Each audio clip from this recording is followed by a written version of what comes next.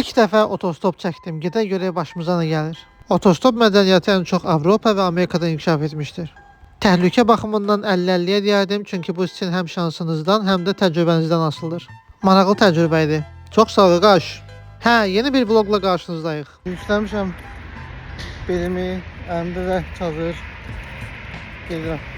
Bura Almaniyanın Beyrut şəhəridir. İstiqamətimiz Almaniyanın Münhen şəhərindədir.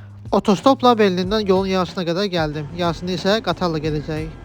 Bəlkə də həyatda ən zövq aldığım şeylərdən biri avtobus və qatarla uzun yol getməkdir. Almaniya arası gəzmə həyatı mənim üçün rahatdır. Nəyə görə? Çünki bizdə 49 euroluq bilet olur aylıq.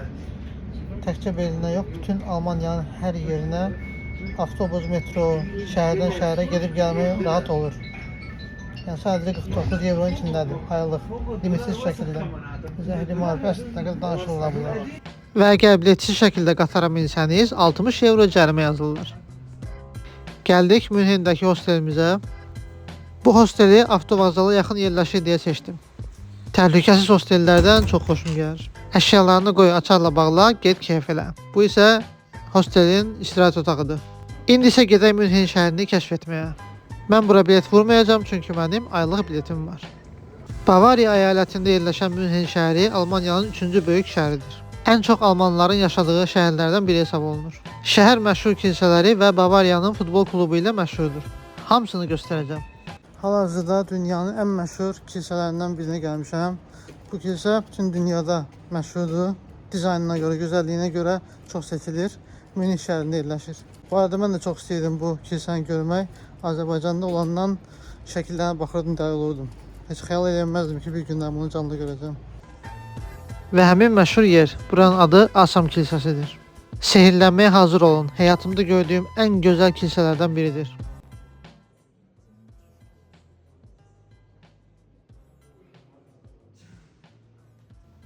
Barokko üslubunda olan bu kilsənin inşası 1746-cı ildə başa çatıb. Kilsənin memarları iki qardaş olub və onların soyadı da bu kilsəyə qoyulub. Kilsənin dizaynı və gözəlliyi o qədər çəkicidir ki, bunu gözlə görmək daha fərqlidir, video isə daha fərqli.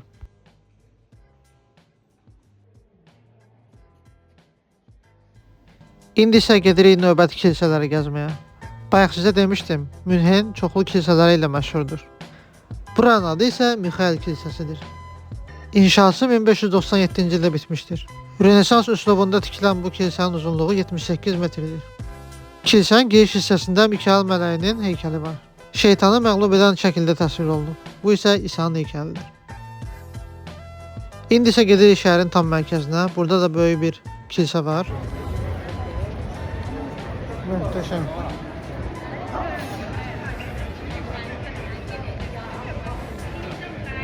Bura Frauenkirchedir. Rəsmi adı Münchner Dom. 15-ci əsrdə tikilən bu kilsə Bavariyanın ən böyük kilsəsidir. Şeytanın ayaq izi əfsanəsi bu kilsəyə aiddir. Deyilənə görə memar bu kilsəni tikəndə şeytan onu aldadıb və işıq düşməyən bir kilsə tikdirib. Ancaq memar buranı elə tikib ki, buradan baxanda pəncərələr görünmür. Şeytan da aldanıldığını görüb bərk şəkildə ayağını yerə vurur və ayağının izi yerdə qalır. Bu da şeytanın ayağı. Kişi ayaqqabısına oxşuyur. Nəysə, çox kilsələr gəzdik. İndi isə yavaş-yavaş gedək şəhərin mərkəzinə. Bura isə Münhenin bir nömrəli simvoludur.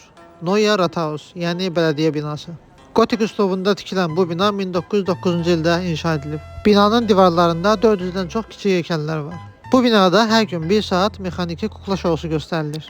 Şovda 16-cı əsrdə keçirilən kralın toyunu və Münhen tarixini canlandırır. 32 ədəd kukla və 43 zəngdən ibarətdir.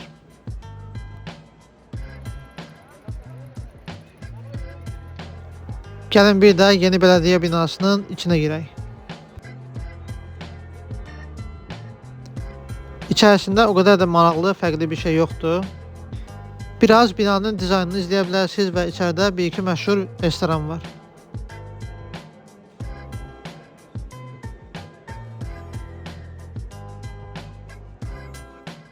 Şəhərin tam mərkəzi bura olduğu üçün insanlar bura axın edir. Və bura o qədər gözəldir ki, insan baxdıqca baxmaq istəyir.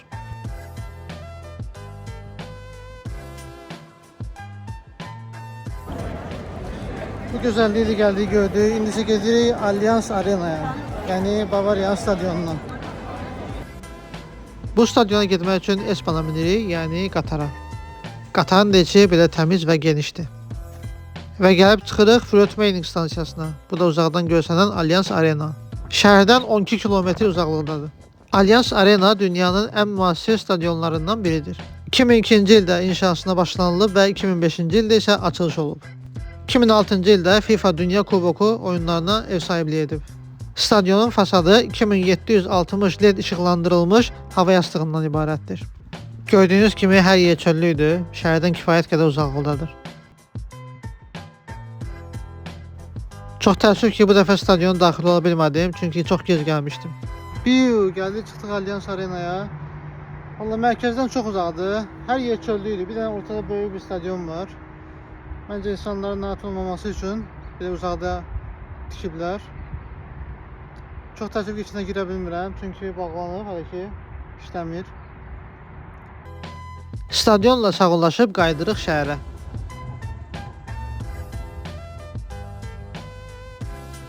İndi isə Bavariyanın ən məşhur gölünə gedirik. Təbii ki, bu Eibsi gölüdür. 88 kilometr uzaqlıqdadır. Bu gölə getmək üçün Münhen şəhərindən gedirik Garmisch-Partenkirchen kəndinə. Oradan da avtobusla gölə. Özümüz də sadəcə tripodu götürüb yollanırıq başqa şəhərə. O boyda yol gəlirsən ki, Eibsi gölünə gedib baxasan, yenə yaxşı düşdük. Bu yay biz isti görmədik ümumiyyətlə. Hələ mənzərəyə baxın. Garmisch-Partenkirchen Almaniyanın Dachgrot şəhəridir. Alp dağları ilə əhatələnmişdir. Avstriya sərhədinə yaxın yerləşir.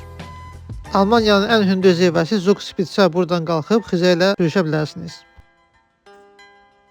Bu şəhərdən də avtobusa minirik, 40 dəqiqə, 50 dəqiqəlik yolla gedirik Eibsi gölünə.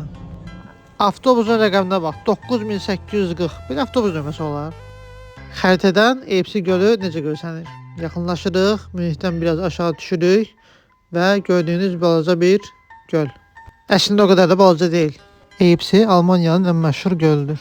Almaniyanın ən hündür dağı burada yerləşdiyi üçün Eibsinin yanından gözəl mənzərələr açılır.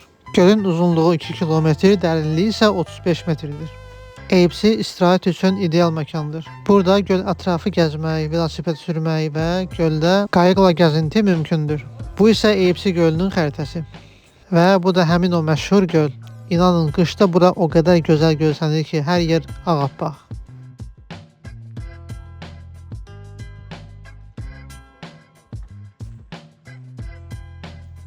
Burada biraz oturub dağları və təbiəti seyr edirik.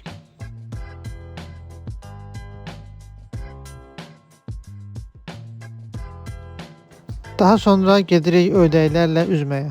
Bu gördüyünüz ördəklər gölə daha da gözəllik qatır.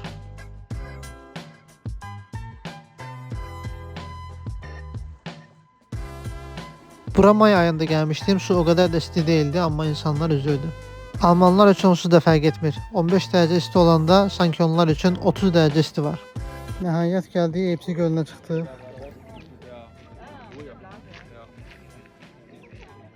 Ağlıma belə bir ideya gəlib. Götürəcəm bunu, keçirəcəm telefona, atacağım suyun altına. Ördək də üzərində ayaqlarla belə eləyəcək. Göyə necə alınır? Deyəcəm sana.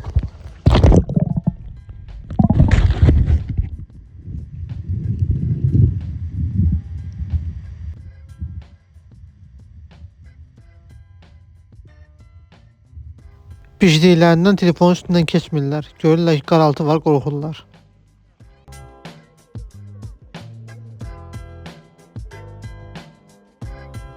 Burada da biraz ördəklərlə üzürük. Qəribəsi də oldu ki, heç biri adamdan qorxmur. Buna baxın hələ, ördəyin biri başıma dönür. Hə, ördək balası. Dede.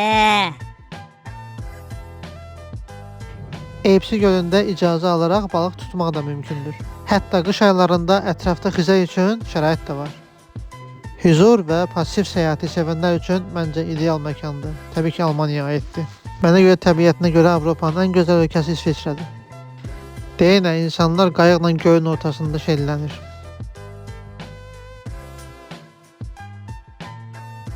Üç 4 saat vaxt keçirdikdən sonra hava qaralmamış qayıtmalıyam Münhen şəhərinə.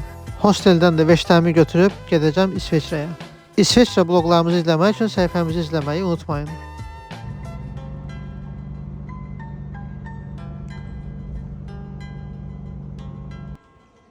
Garmisch-Partenkirchen həm kəndə oxşuyur, həm şəhərə.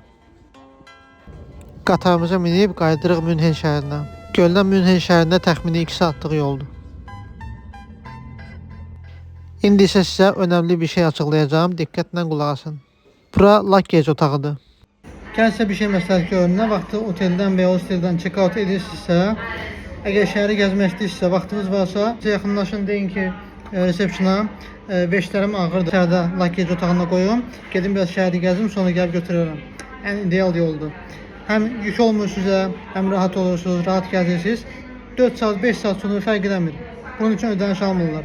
Bəzi yerlər alırlar, 1-2 euro alırlar, amma işinizi pulla görə bilirsiniz yəni. Gedirsiniz, rahat gəzirsiniz, 4-5 saatdan sonra gəlirsiniz, veşlərinizi qoyursunuz, yüklüyorsunuz, evizə çıxıb yeyirsiniz. Getdik İsveçrəyə. Növbəti ölkə vloqları üçün səhifəmizi izləməyi unutmayın. Hələlik.